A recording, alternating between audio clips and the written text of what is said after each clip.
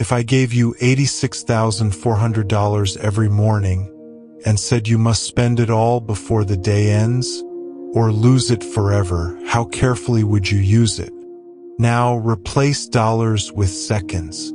That's your day. That's your life.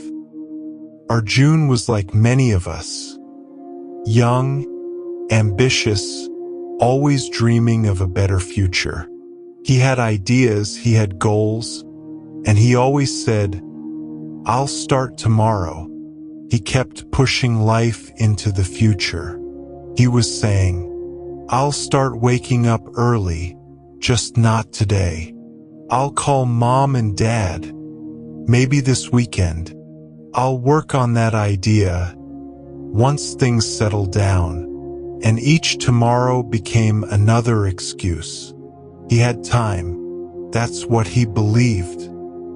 Then one day Arjun got a call. A top company had seen his online profile and wanted to interview him in person.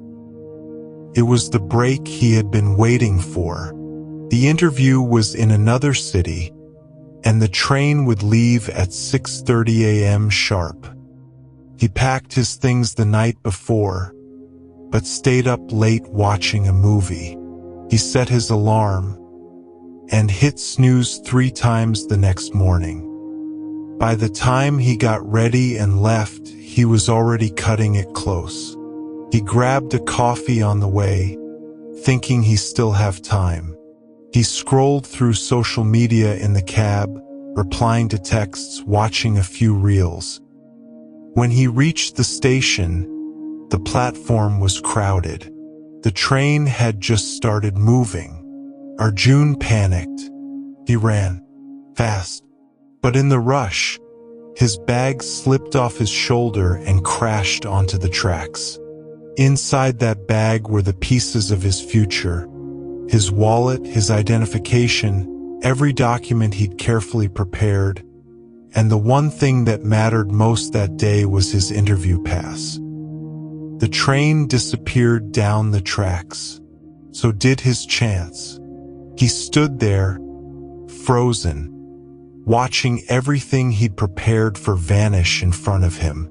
He sat down on a nearby bench, head in his hands, and beside him sat an old man, calm and quiet, watching the same train disappear. After a few quiet minutes, the old man beside him finally spoke. His voice was calm, with a tone that felt more like understanding than judgment. He didn't ask many questions. He didn't need to. He could see it on Arjun's face. This wasn't just about missing a train. Arjun sat there, shoulders heavy. That interview had meant everything to him. But deep down, he knew the truth. He hadn't lost his chance today. He had been losing it for weeks. Every time he hit snooze, every time he told himself, "I'll do it later." The old man gave a small nod, almost like he had seen this happen before. Arjun didn't fail because of one mistake. It was all the little delays, all the wasted time that added up.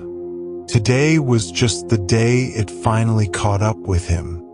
That day changed something in Arjun. He stopped snoozing his alarm. He started organizing his time, every hour, every task, every goal. He no longer waited for motivation. He replaced it with discipline.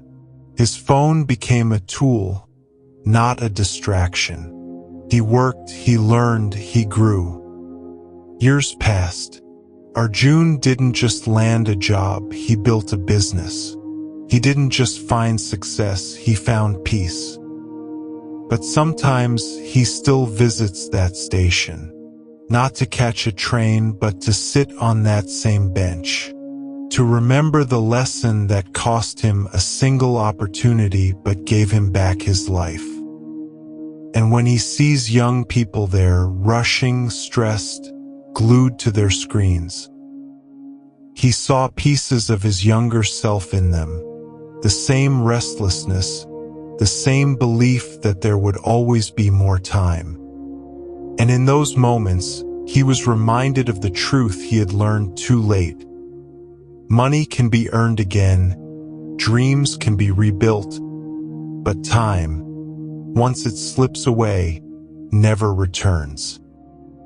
So today, ask yourself, what are you doing with your 86,400 seconds?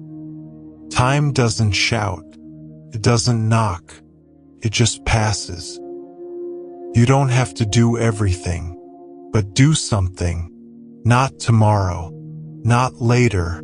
Do it now. Because every second is a seed, and what you plant today becomes your life tomorrow. Subscribe if you're ready to build the best version of yourself.